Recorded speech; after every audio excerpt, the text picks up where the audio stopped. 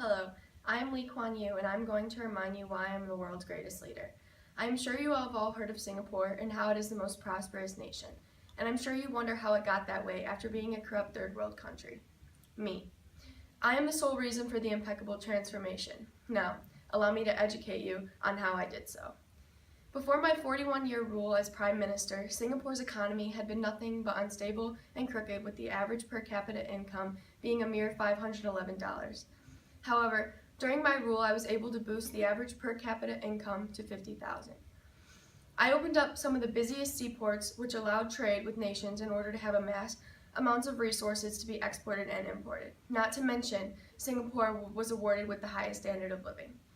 Being able to turn a nation completely around for the better is why I am the world's greatest leader. I work to improve the economy, the sole structure of the government, and the social life for the people. I created a nation that dominates the world for economic growth and prosperity. I was given the title of Pioneer of Authoritarian Capitalism because my governing tactics influence countries like China, Russia, and the Gulf states. Now I'm going to take the next couple minutes to tell you why my opponents, Martin Luther and Karl Marx, should not be considered leaders at all. Let's start with Martin Luther. Besides the fact that he was basically the Hitler of the 1500s, he wasn't more than a German professor of theology as well as a composer. Martin Luther merely took a Roman Catholic viewpoint and proposed a different stance, which many people adopted because they were trying to figure out how to get out from under the rule of the Catholic Church. But is that really leadership? He only proposed a different viewpoint. There is a difference between leading and academia. What he did had an overall big impact on religion, although leadership is not just proposing ideas, it's acting upon them for the greater good of all. That is what creates the difference between Martin Luther and I. I had ideas as well. The only thing different is I took those ideas and I used them to create a nation like Singapore. I didn't only help religion or social reform, I helped the economy, as well as all other aspects of life. Martin Luther simply broke away from the Catholic Church and created a religion in hopes that people would follow. I took a risk and owed the responsibility of creating modern Singapore, a nation so flourishing that other nations followed my ways of leading in hopes that their country could prosper like mine.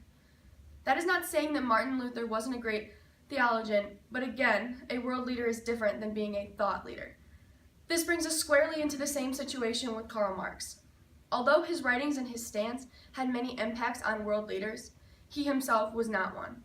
Similar to Martin Luther, he created an economic and political system that forms the base for communists, but it was clearly others like Stalin and Lenin that took that idea and actually applied it.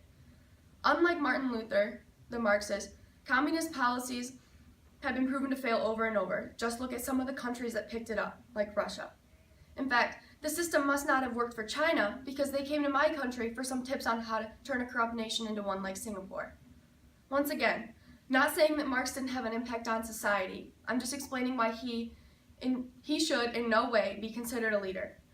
Those are things in common with Marx and Luther. They both created ideas. Ideas only go so far. A leader takes ideas and acts upon them.